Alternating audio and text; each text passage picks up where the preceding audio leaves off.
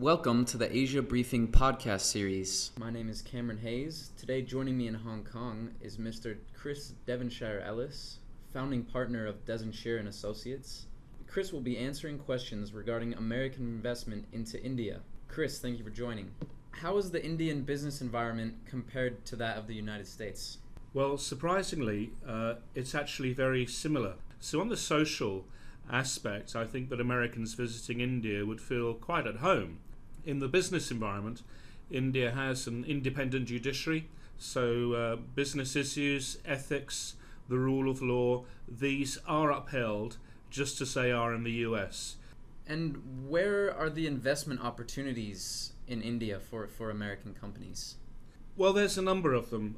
Infrastructure on a nationwide basis has largely been neglected since independence, but things have been improving. The new airports in Delhi and Mumbai are world class, but there's still a lot that needs to be done. The building of a pan-Indian highway, the upgrading of over 100 airports nationally, the development and improvements in ports. So there are infrastructure problems in India, but on the other hand, infrastructure is also the opportunity.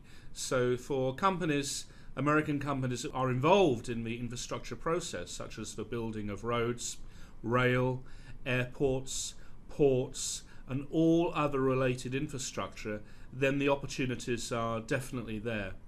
On top of that, the Indian government in the infrastructure space does have structures called public-private partnerships, PPP agreements, which foreign investors are able to participate in. And the benefits of PPP agreements, which are largely infrastructure driven, is that the Indian government itself will be a partner, will provide up to 50% of the financing, and will allow foreign investors to come in and take up the other half of the project. But in addition to that, foreign investors can also benefit because in PPPs there are significant tax breaks, income tax breaks of up to 8 to 10 years in some cases. Plus, the Indian government will allow foreign investors into PPPs to raise their funding from the Indian markets, not just from American markets. What would be the best way for an American company to start looking at the Indian market? So India really offers three different spheres for American investors. Low cost, high labour manufacturing for export markets. The development of India's infrastructure, there are opportunities there as I discussed earlier. And indeed the large middle class consumer base of around 250 million people, which is set to double by 2020. So three major areas of opportunities for American companies to look at in India. What are current intellectual property issues in India, and how is the Indian government treating IP there? India's a curious anomaly in IP because it is not signatory to the global standards such as the Paris, Nice and Madrid protocols. India has its own protocols, so when applying for trademarks or patents, one needs to go through India's own protocols. So if you do have US trademarks or patents, then you need to get them re-registered in India under Indian protocols. So that's very important. In terms of the protocol issue, I understand that there are talks within the Indian government to move the Indian IP protocols from their own internal systems and onto the Madrid, Nice and Paris conventions, but that will take some time. But eventually India will become compliant, I think, with the global standards that we're all pretty much familiar with. Trade between America and India is expected to reach record levels for 2013, but there's still a lot of reservation from American companies with concern to taxation issues. What sort of issues are there in India? Yeah, there's really a couple of issues there. When it comes to India, it can seem rather confusing because tax treatment in one state may be rather different from tax treatment in another.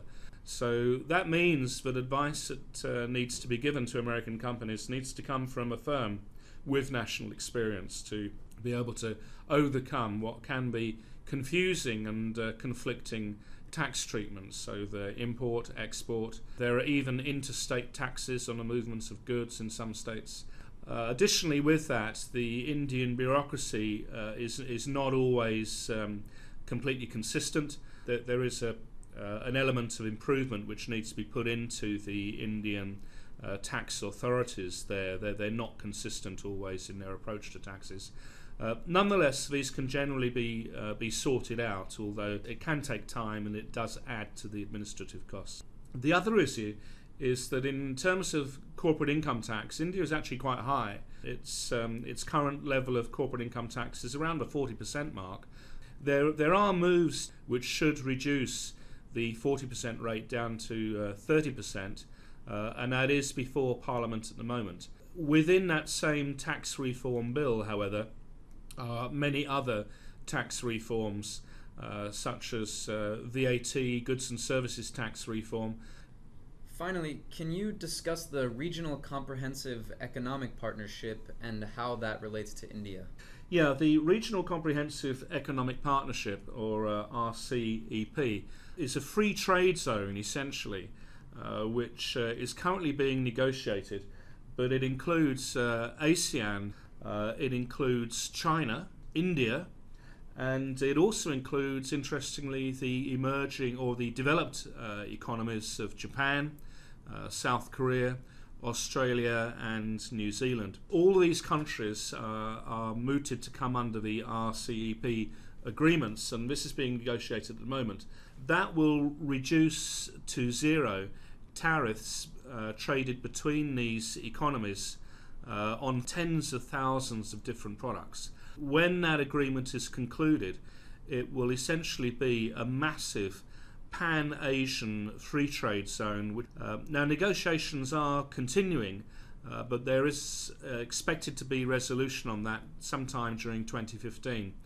The impact of the RCEP in terms of global supply chain dynamics will be enormous. Again, for American companies that want to start to look at selling products into India, it's going to be it will be a boom time when that agreement is signed. So now is a good time for American companies to start looking at the Indian market to prepare themselves. What are the legal structural options for American companies setting up in India? Yeah, there's a number of options there.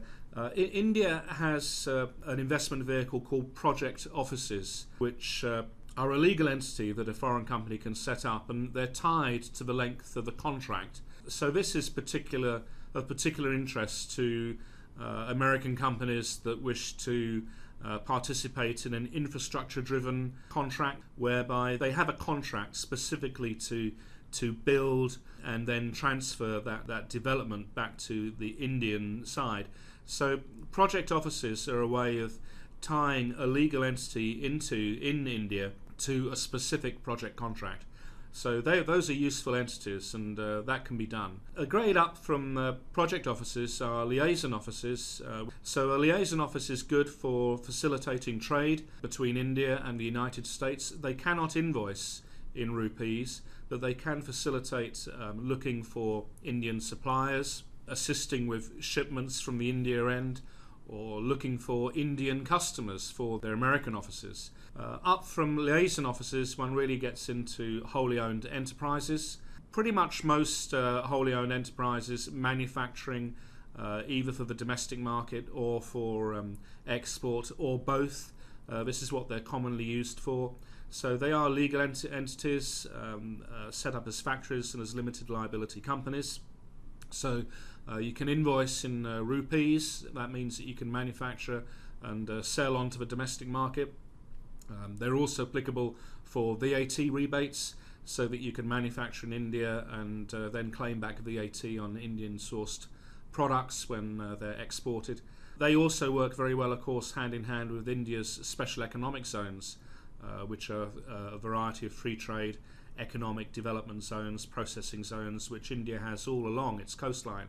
So a combination of a wholly owned enterprise cited in an Indian special economic zone would be a good way to go forward. For companies looking at developing consumer sales into the Indian market on a national basis, then one probably wants to tie in with a local partner. Foreign Indian joint ventures in India are proving to be very successful. In fact, with the liberalisation in India of a number of sectors, notably telecommunications, education, retail, the foreign parties that have been in these markets, and now those areas have been fully liberalised to 100% foreign equity allowance. The foreign parties have often been buying out their Indian partners completely. The famed Indian bureaucracy, it's not as bad as it seems, and it's if American investors are used to the China business environment in terms of corporate setup, taxes and this sort of thing, India is not that much different actually. So if you have experience of investments in China, the Indian legal environment in terms of corporate establishment will be familiar. Thank you for listening to this episode of the Asia Briefing podcast series. For additional business resources, or if you would like to learn more about doing business in India, please visit our website at www.dezshira.com. We hope you can join us next time on the Asia Briefing podcast series.